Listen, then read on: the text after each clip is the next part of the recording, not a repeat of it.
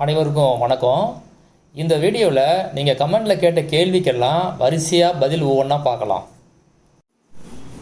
ஜீவிதா பார்த்திபன் இவங்க 2018 maths biology group 12th discontinue பண்ணியிருக்காங்க.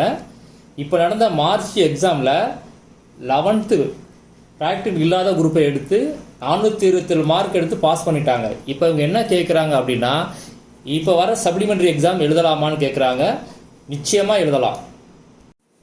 அடுத்தது புவன் இவங்க என்ன கேட்குறாங்க அப்படின்னா, அப்ளை பண்ண பேரண்ட்ஸ் போகணுமா அப்படின்னு கேட்குறாங்க.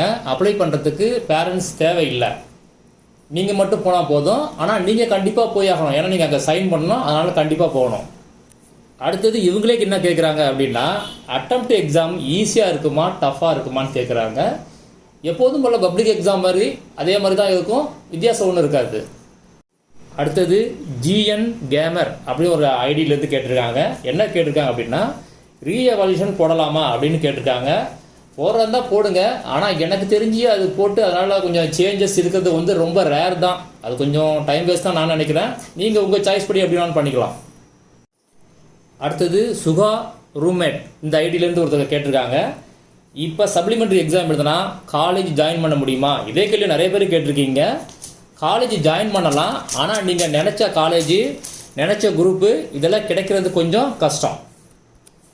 ஏன்னா ஆல்ரெடி அட்மிஷன்லாம் முடிஞ்சிருக்கும், நீங்கள் போகிறது கொஞ்சம் லேட்டு என்ற மாதிரி போவீங்க. அதனால் நினச்ச காலேஜ் நினச்ச குரூப் கிடைக்கிறது கொஞ்சம் கஷ்டமாக இருக்கும். அடுத்தது மயில்சாமி இவங்க என்ன கேட்டிருக்காங்க அப்படின்னா, பாஸ் ஆன சப்ஜெக்ட்டு ரீ எக்ஸாம் எழுத முடியுமா அப்படின்னு கேட்டிருக்கீங்க. இதே கேள்வியை நிறைய பேர் கேட்டிருக்கீங்க. பாஸ் ஆன சப்ஜெக்டை ரீ எக்ஸாம் எழுத முடியாது, இம்ப்ரூவ்மெண்ட் இப்போதைக்கு இல்லை. இந்த சிஸ்டம் முன்னாடி இருந்துச்சு, இப்போது கிடையாது. ஃபெயிலான சப்ஜெக்டு ஆப்சென்டான சப்ஜெக்ட் இது மட்டும்தான் எழுத முடியும். அடுத்தது சுட்டி அப்படிங்கிற ஐடியிலேருந்து கேட்டிருக்காங்க. என்ன கேட்டிருக்காங்க அப்படின்னா, 12th மார்க் ஷீட்டில் அட்டம்ப்ட்னு இருக்குமா? அந்த மாதிரி எதுவும் இருக்காது. ஸ்கூலுங்கிற இடத்துல ப்ரைவேட்னு இருக்கும், அவ்வளோதான். வேற டிஃப்ரென்ஸ் எதுவுமே இருக்காது. அடுத்தது நஃபீசா அஞ்சும் இவங்க என்ன கேட்டிருக்காங்க அப்படின்னா, லாஸ்ட் இயர் ஸ்கூலுக்கு ஆப்சண்ட்டு, இப்போ நான் எங்கே போய் அப்ளை பண்ணுறது அப்படின்னு கேட்டிருக்காங்க. மேக்ஸிமம் நீங்கள் உங்கள் ஸ்கூல்லேயே அப்ளை பண்ணலாம். நீங்கள் உங்கள் ஸ்கூலில் கேட்டு பாருங்கள், அங்கேயே அப்ளை பண்ணலாம். அப்படி இல்லைன்னா சென்டருக்கு போகணும். ஆனால் எனக்கு தெரிஞ்சு மேக்ஸிமம் நீங்கள் உங்கள் ஸ்கூல்லேயே அப்ளை பண்ணலாம். அடுத்தது எம் ரேகா இவங்க என்ன கேட்டிருக்காங்க அப்படின்னா, அவங்க ஹஸ்பண்ட் 10th முடிச்சு 10 இயர்ஸ் ஆகுது. இப்போ சயின்ஸுக்கு ப்ராக்டிக்கல் எழுதணுமா அப்படின்னு கேட்டிருக்காங்க. கண்டிப்பாக ப்ராக்டிக்கல் எக்ஸாம் எழுதணும். அதை பற்றி என் வீடியோவில் சொல்லியிருக்கேன், அது என்னன்னு பார்த்துக்குங்க. ஏதாவது டவுட் இருந்தால் கேளுங்க, சொல்கிறேன். அடுத்தது சிவம் இவங்க என்ன கேட்டிருக்காங்க அப்படின்னா, 11th அரியர் எக்ஸாம் அப்ளை பண்ண என்ன கொண்டு போகணும் அப்படின்னு கேட்டிருக்கீங்க. இதுக்கு நான் ஒரு வீடியோ போட்டிருக்கேன், 11th சப்ளிமெண்ட்ரி எக்ஸாம் யாரெல்லாம் அப்ளை பண்ணலாம்னு. அந்த வீடியோ ஒரு தடவை பாருங்கள். அடுத்தது அவர் என்ன கேட்டிருக்காரு அப்படின்னா, எப்போ ரிசல்ட் வரும் அப்படின்னா கேட்டிருக்காரு. எனக்கு தெரிஞ்சு ஜூன் எண்டில் வரும். அடுத்தது தமிழ் ஸ்டட்டு இந்த ஐடிக்கு ஒரு கேட்டிருக்காரு. என்ன கேட்டிருக்காரு அப்படின்னா, இவர் முன்னாடி ஸ்கூலில் திருவண்ணாமலையில் படிச்சிருக்காரு, இப்போ சென்னையில் இருக்கிறதா சொல்லியிருக்காரு. இப்போ சென்னையிலே அப்ளை பண்ணலாமா அப்படின்னு கேட்டிருக்காரு. கண்டிப்பாக நீங்கள் இருக்கிற இடத்துக்கு பக்கத்திலே அப்ளை பண்ணலாம். அடுத்தது ரித்து வேர்ல்டு இவங்க என்ன கேட்டிருக்காங்க அப்படின்னா, ப்ரொவிஷனல் மார்க் ஷீட் அப்படின்னா என்னன்னு கேட்டிருக்காங்க. ப்ரொவிஷனல் மார்க் ஷீட்டுங்கிறது உங்கள் ஒரிஜினல் மார்க் ஷீட்டோட ஜெராக்ஸ் மாதிரி. அது பிரிண்ட் ஆகி வர்றதுக்கு முன்னாடி நீங்கள் அதோட ஜெராக்ஸை யூஸ் பண்ணிக்கலாம். நீங்கள் சைன் போட்டு எங்கெங்கே அப்ளை பண்ணணுமோ அங்கெல்லாம் இந்த மார்க் ஷீட்டை யூஸ் பண்ணிக்கலாம். இது ஒரு டெம்பரரி மார்க் ஷீட்.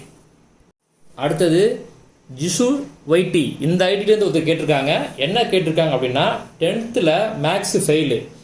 இப்போ நான் இந்த எக்ஸாம் எழுதி +1 ஜாயின் பண்ண முடியுமா? அப்படியே ஜாயின் பண்ணால் கம்ப்யூட்டர் சயின்ஸ் வித் மேக்ஸ் கிடைக்குமா அப்படின்னு கேட்டிருக்கீங்க.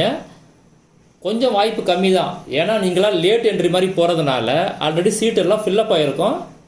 கொஞ்சம் சான்சஸ் கொஞ்சம் கம்மி தான். அடுத்தது ஜி பிரசங்கி இவங்க என்ன கேட்டிருக்காங்க அப்படின்னா, 10th சயின்ஸ் ப்ராக்டிக்கல் எழுதணுமா அப்படின்னு கேட்டிருக்கீங்க. கண்டிப்பாக எழுதணும். சயின்ஸ் ப்ராக்டிக்கலுக்கு 25 மார்க்குக்கு 15 மார்க் நீங்கள் எடுக்கணும். தியரியில் 75 மார்க்கு 20 மார்க்கு மினிமம் எடுக்கணும், எடுத்தால் தான் பாஸ். அதனால் கண்டிப்பாக ப்ராக்டிக்கல் எக்ஸாமு எழுதணும். அடுத்தது ராகுல் இவர் என்ன கேட்டிருக்காரு அப்படின்னா, ஒரு சப்ஜெக்டில் ஃபெயில் ஆனால் எல்லா சப்ஜெக்ட்டும் எழுதணுமா அப்படின்னு கேட்டிருக்காரு. அப்படிலாம் கிடையாது. நீங்கள் எந்த சப்ஜெக்ட் ஃபெயிலோ அதை மட்டும் எழுதினா போதும். அடுத்தது சிவனேசா தோனி, இந்த ஐடியா ஒருத்தங்க கேட்டிருக்காங்க. என்ன கேட்டிருக்காங்க அப்படின்னா, ஆன்லைனில் அப்ளை பண்ண முடியுமா அப்படின்னு கேட்டிருக்காங்க. அந்த மாதிரி ஆன்லைனில் நீங்கள் அப்ளை பண்ண முடியாது. சர்வீஸ் சென்டர் போய் தான் நீங்கள் அப்ளை பண்ணணும். இதே மாதிரி இன்னொருத்தர் கேட்டிருக்காரு. என்ன கேட்டிருக்காரு அப்படின்னா, இ சேவை மையத்தில் அப்ளை பண்ண முடியுமா அப்படின்னு கேட்டிருக்காரு. இப்போதைக்கு அந்த மாதிரி எதுவும் பண்ண முடியாது. அடுத்தது குருவம் பத்மா, இந்த ஐடியிலேருந்து ஒருத்தங்க கேட்டிருக்காங்க. என்ன கேட்டிருக்காங்க அப்படின்னா, சப்ளிமெண்ட்ரி எக்ஸாம் ஈஸியாக இருக்குமா அப்படின்னு கேட்டிருக்காங்க. எப்போதும் போல நார்மலாக பப்ளிக் எக்ஸாம் எப்படி இருக்குமோ அதே மாதிரி தான் இருக்கும். அடுத்தது அவங்களும் இன்னொரு கேள்வி கேட்டிருக்காங்க. இந்த வருஷம் அரியர் கிளியர் பண்ணிட்டா காலேஜ் போகலாமா அப்படின்னு கேட்டிருக்காங்க. போகலாம், ஆனால் நீங்கள் நினச்ச காலேஜ் நினச்ச குரூப் கிடைக்கிறது கொஞ்சம் கஷ்டம். அடுத்தது சரத், இவர் என்ன கேட்டிருக்காரு அப்படின்னா, +2 பாஸ் பட் மார்க் கம்மியாக இருக்குது, இம்ப்ரூவ்மெண்ட் எழுதலாமான்னு கேட்டிருக்காரு. இம்ப்ரூவ்மெண்ட் எழுத முடியாது. ஃபெயிலான சப்ஜெக்ட்டுக்கும் ஆப்சண்டான சப்ஜெக்ட்டு மட்டும்தான் எக்ஸாம் எழுத முடியும். அடுத்தது மெல்லிசை வாணி, இவங்க என்ன கேட்டிருக்காங்க அப்படின்னா, ரீ எக்ஸாம் எப்படி எழுதுறது அப்படின்னு கேட்டிருக்கீங்க. இதுக்கு நான் வீடியோ போட்டிருக்கேன், அதை ஒரு டைம் பாருங்கள். ஏதாவது டவுட் இருந்தால் கேளுங்க. அப்புறம் இவங்களே இன்னொரு கேள்வி கேட்டிருக்காங்க. 2 சப்ஜெக்ட் ஃபெயிலு, 2 மட்டும் எழுதுனா போதுமா அப்படின்னு கேட்டிருக்கீங்க. நீங்கள் எந்த சப்ஜெக்ட் ஃபெயிலோ அதை மட்டும் எழுதுனா போதும். அடுத்தது பானு பேபி, இவங்க என்ன கேட்டிருக்காங்க அப்படின்னா, அரியர் எத்தனை டைம் எழுதலாம் அப்படின்னு கேட்டிருக்கீங்க. நீங்கள் எத்தனை டைம் வேணாலும் எழுதலாம். மற்ற கேள்விக்கான பதிலில் அடுத்த வீடியோவில் பார்க்கலாம். இந்த சேனலை நீங்கள் ஃபஸ்ட் டைமாக பார்க்குறதா இருந்தால் இந்த சேனலை சப்ஸ்கிரைப் பண்ணி பக்கத்தில் உள்ள பெல் ஐக்கானை கிளிக் பண்ணுங்கள். அப்போ தான் நான் போகிற வீடியோவோட நோட்டிஃபிகேஷன் உங்களுக்கு வரும்.